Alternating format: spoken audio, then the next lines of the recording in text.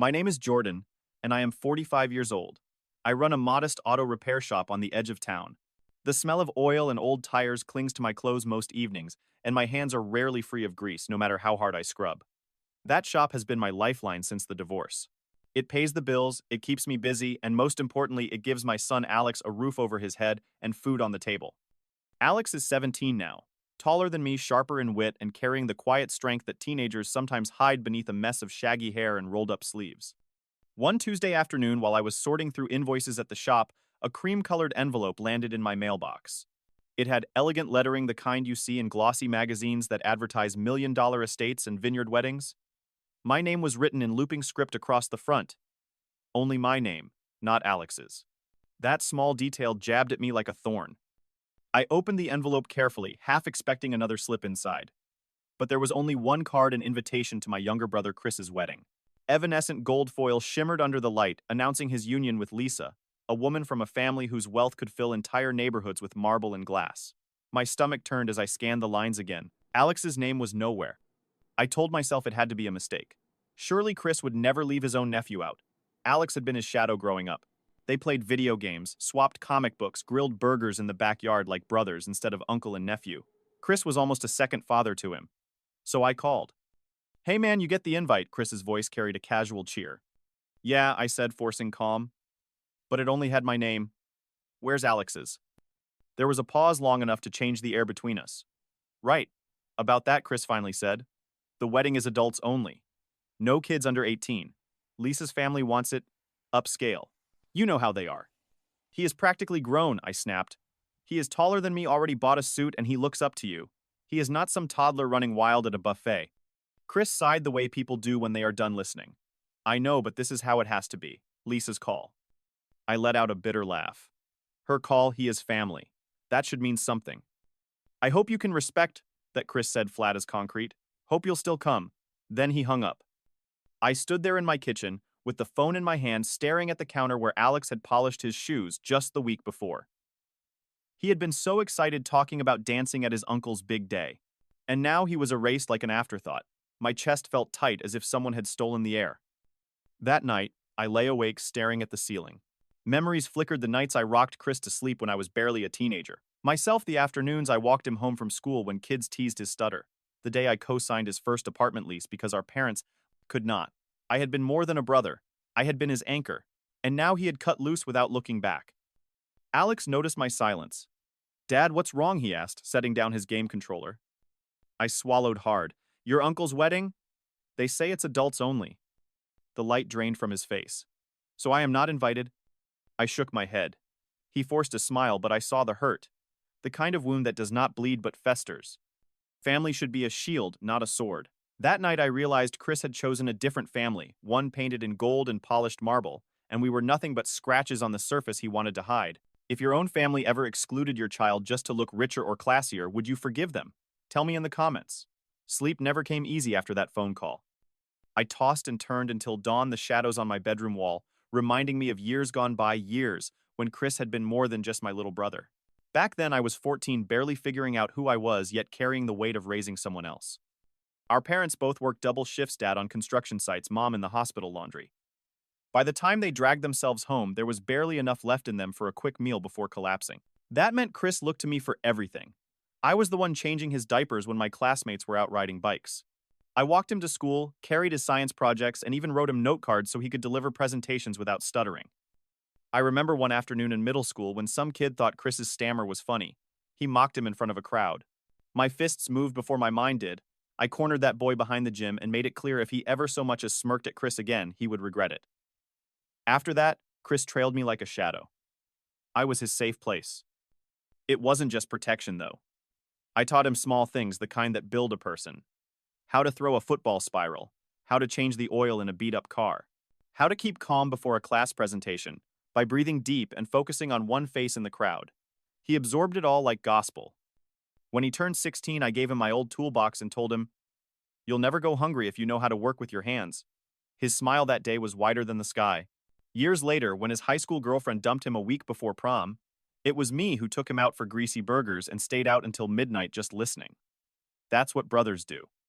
Even in adulthood, when he left for college in Boulder, I was the one lugging his boxes up 3 flights of stairs while our parents argued about parking meters. I co-signed his first lease, covered his groceries when money was tight, and answered his late-night calls when stress came down like rain. And when my own life crumbled, my wife walking out with another man, bills piling up on the kitchen table, it was Chris who came through my door with beer and pizza. No judgment, just his presence. He babysat Alex when I pulled late shifts, even taught him how to beat me at video games. Friday nights turned into rituals, the three of us crowded in the living room, laughter filling the house, burgers sizzling on the grill outside. Alex adored him. He called him the cool uncle, the kind of title that matters more to a boy than any trophy. Chris never missed a Sunday barbecue, never let a comic book release go by without showing up at the store together. Those were the days when family meant something. But then Lisa entered the picture. I noticed the drift almost immediately. A canceled Friday night here, a missed barbecue there, Lisa's got an event, he'd say. Or Lisa's family has invited us to a vineyard. At first I gave him space. Love changes schedules, I knew that. But weeks turned into months and slowly the texts stopped, the calls grew shorter. Alex would send him memes, game clips, little reminders of their bond. Sometimes he'd get a one-word reply, most times nothing at all. I still remember one Sunday standing alone at the grill while Alex poked at the burger patties with a frown.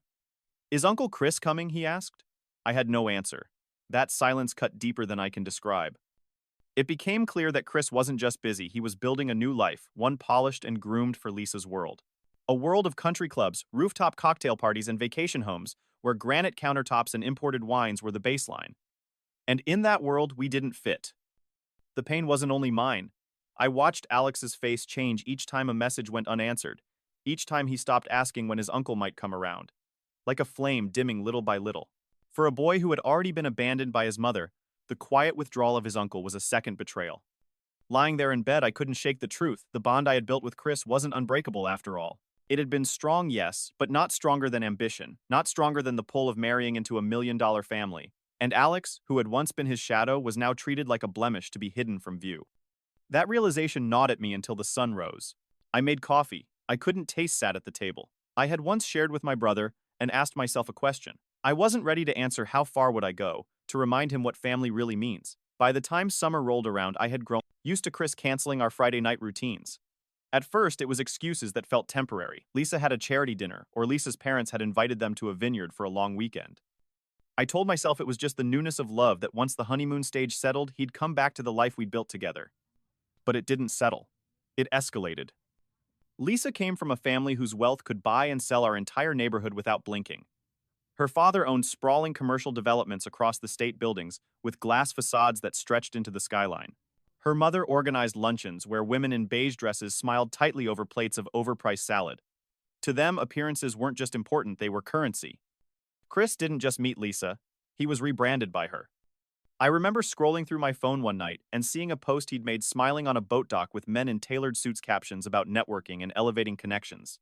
The comments were filled with names like Trent and Colby, people who probably never had to worry about rent or overdue utility bills. Gone were the comic book memes and goofy selfies he used to send Alex. At first, Alex tried to keep up. He'd text Chris about new Marvel trailers, send him snapshots of his new sneakers, even record short clips of their dog doing tricks. Sometimes he got a single word back, cool. Other times, nothing at all. I'd see him staring at the phone, refreshing the screen, pretending it didn't matter. But I knew. I could see it in his shoulders, the way they slumped a little more each time. Lisa herself wasn't overtly cruel to me in those early days. She was polite in the way someone acknowledges the cashier at a grocery store, smiling but never seeing. She'd compliment Alex on his height, then pivot quickly to her father's new project in the city. She seemed to treat us as props in Chris's background story, fine for a casual mention but not fit for display. One memory is burned into me. We had planned a Sunday barbecue just like old times.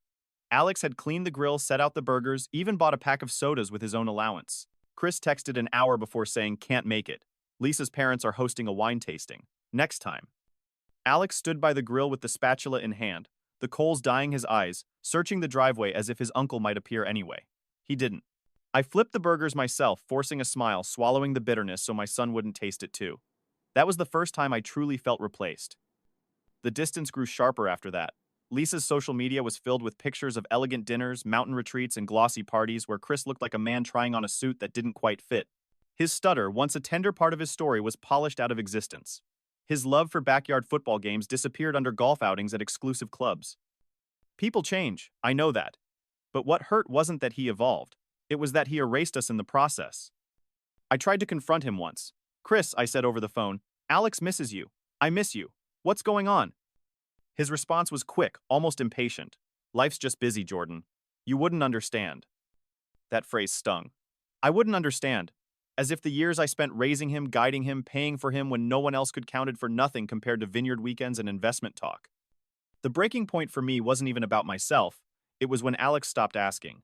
He no longer checked his phone for replies, no longer asked if Uncle Chris was coming by. He tucked that hurt into himself the way kids do when they realize someone they trusted won't show up again. Seeing him harden like that broke something in me.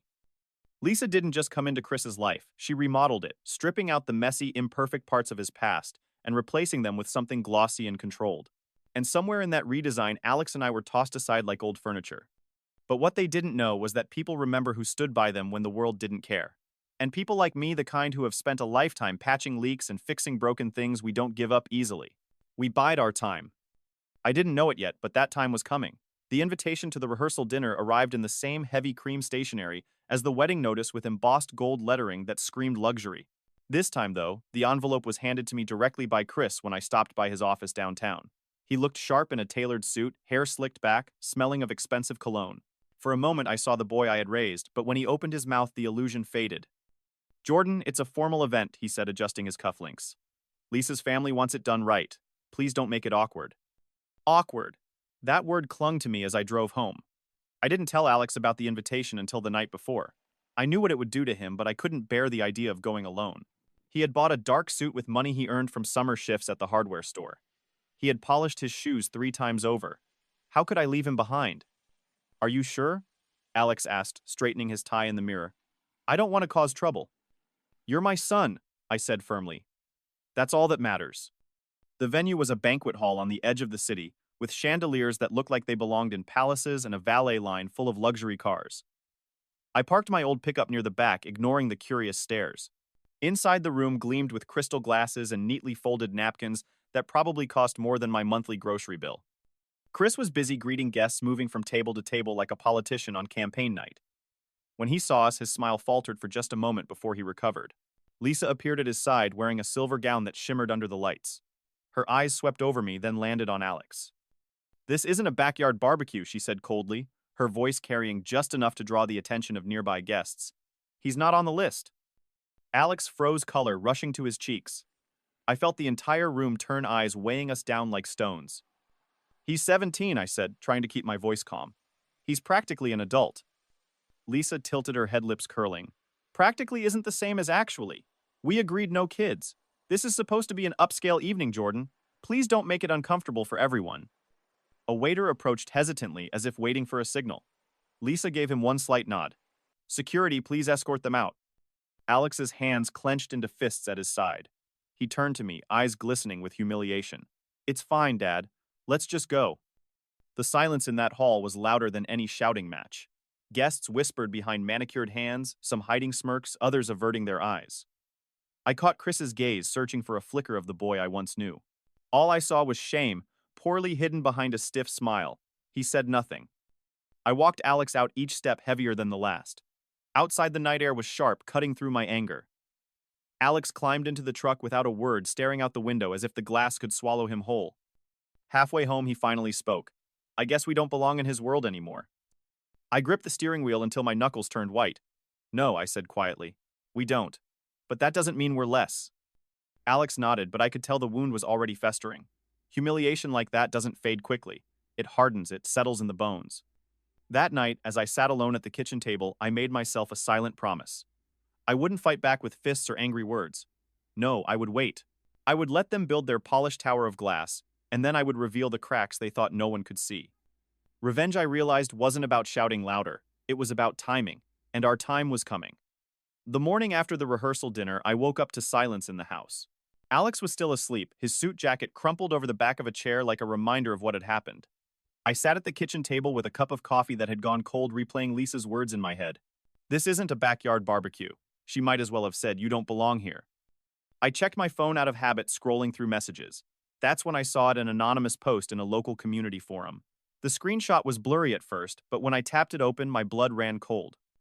It was an email from Lisa to her wedding planner. The subject line read, Guest restrictions. Her words were printed clearly beneath Chris's brother, is basically a mechanic, nobody. His kid looks like he shops at Walmart. Keep them out. We need this wedding to reflect our family's standard, not his. I stared at it until my vision blurred. Every insult was a knife, not just aimed at me, but at Alex. My son, who had done nothing but love his uncle, was being reduced to an embarrassment. By mid-afternoon, the email had spread. Someone had shared it on Twitter, then TikTok. Comments multiplied by the thousands. Rich bride bans nephew for being too poor.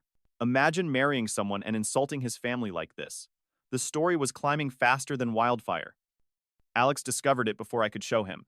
He burst into the living room, phone shaking in his hand. Dad, look. The video on his screen showed his own face red-eyed and trembling.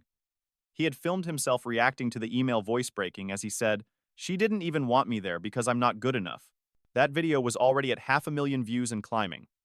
I wanted people to know, he said, tears threatening. I didn't mean for it to go crazy. I pulled him into my arms, holding him tight. You have nothing to be ashamed of, I whispered. Nothing. By evening, major blogs were picking it up. Headlines screamed $1 million wedding tainted by leaked email.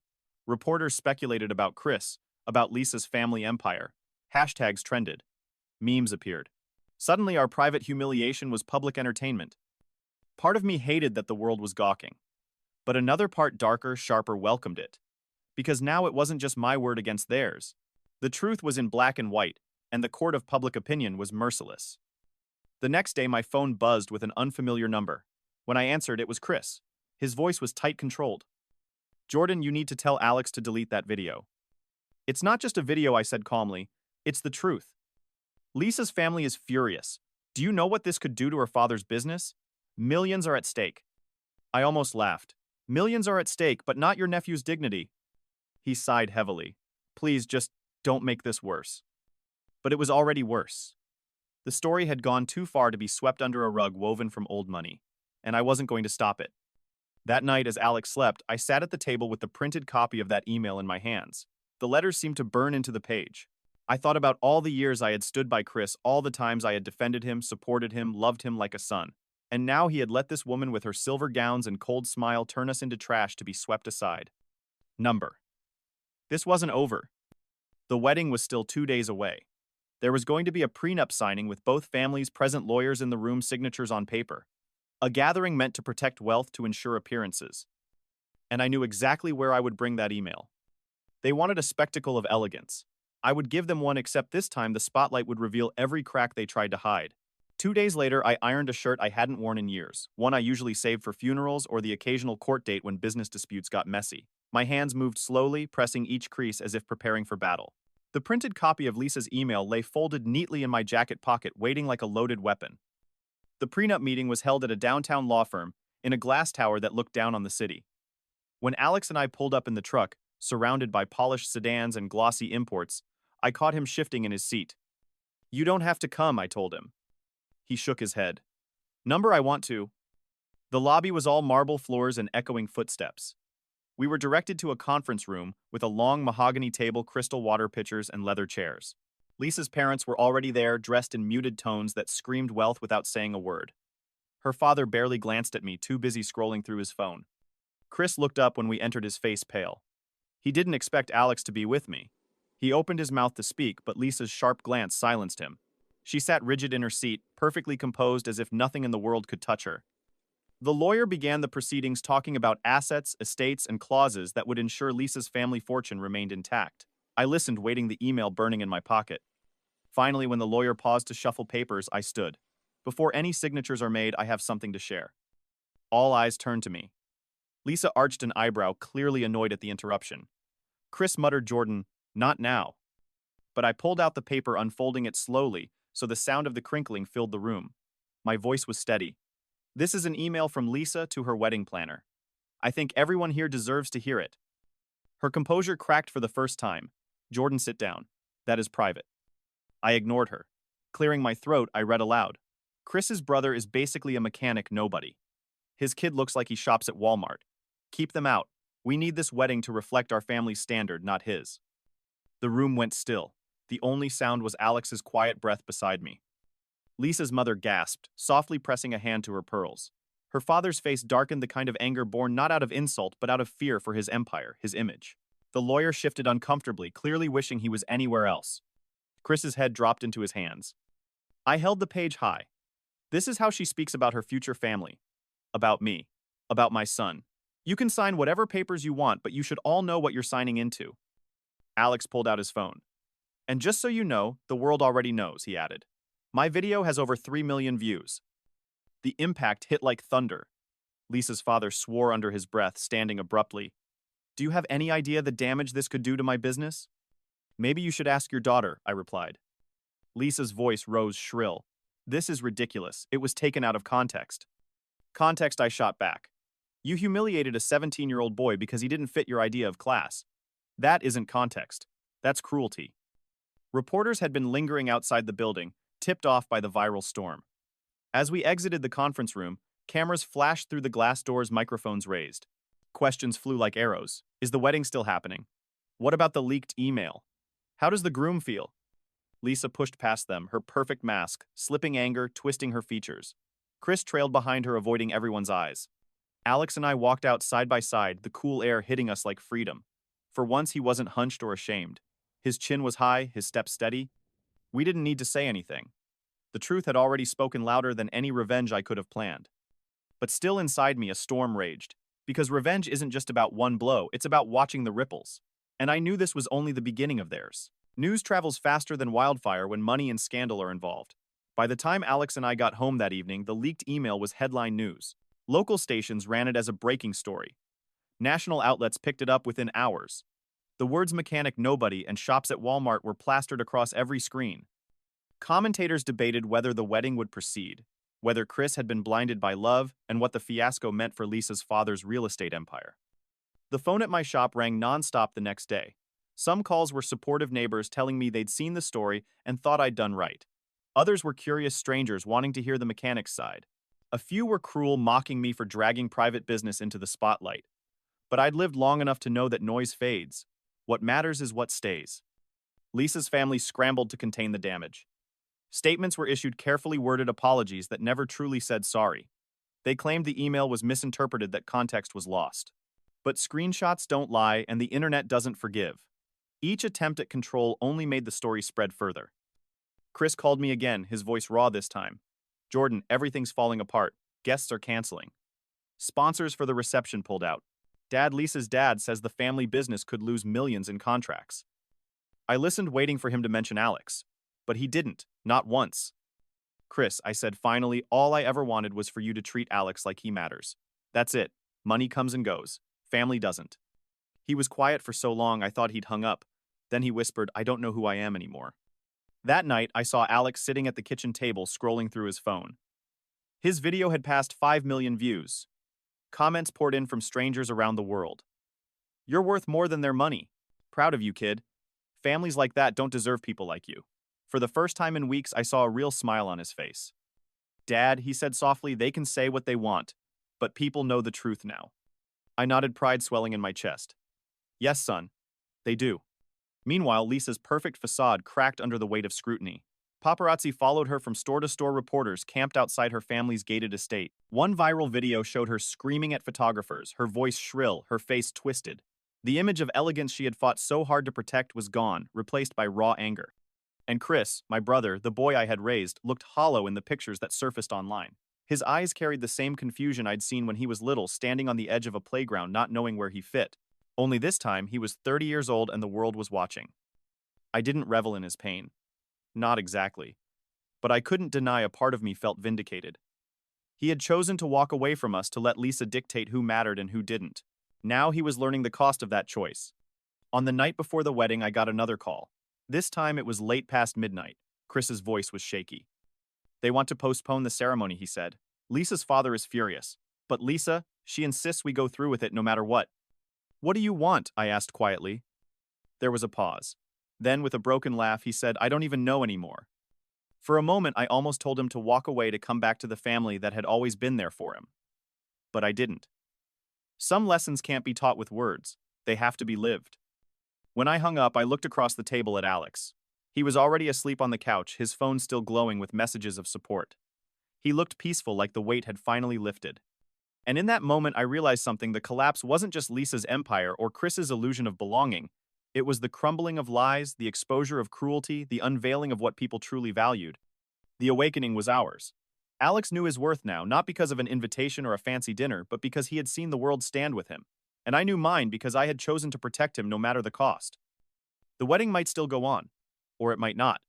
But one thing was certain: nothing would ever be the same again. The wedding did take place, though it was nothing like the glittering spectacle Lisa's family had envisioned. Half the guests declined to show. Empty chairs dotted the hall, their absence louder than any applause. Photographers outside shouted questions as the couple arrived, their voices bouncing off the marble walls. Is the email real? Do you regret the words about your nephew? Lisa kept her chin high, but her eyes darted nervously toward the cameras. I didn't go. Neither did Alex. We spent that day fixing up the old truck in the garage. Grease on our hands, music playing low, the smell of motor oil and fresh paint filling the air. It wasn't glamorous, but it was real. And it was ours. In the days that followed, the noise began to fade. Headlines shifted to new scandals, new families with polished facades hiding cracks beneath. But for us, something had changed permanently. Alex walked taller. He spoke with more certainty. The humiliation that had once burned in his chest had turned into a badge of resilience. Chris reached out weeks later. He showed up at the shop thinner than before, shoulders slumped. He didn't say much, just stood there with tears in his eyes. For a moment, I almost reached for him, almost offered the comfort I always had.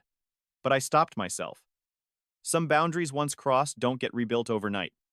I'm sorry, he whispered. I know I said simply, but you'll have to prove it, not just say it. He nodded, knowing the road ahead wouldn't be easy. Maybe one day we'd find our way back. Maybe not. As for Lisa, her name faded from the news eventually, though, never without the sting of scandal attached. Her family's empire survived, but with cracks too visible to ignore. Money shields many things, but not the truth when it's written in plain words for all to see. I learned something in all of this. Family isn't measured by wealth or polished appearances. It's measured by respect, by the way we show up for each other when the world turns cold. Alex didn't need a seat at their golden table. He needed to know he belonged at mine, and he always will. So here we are, our lives quieter now, the truck humming again, the shop open each morning at 8. I still balance bills at the kitchen table, still scrub grease from my hands at night, but I do it with a clearer heart. Because I know I made the right choice. If you think Jordan was right to expose the truth, comment right. If you'd handle it differently, share your idea below.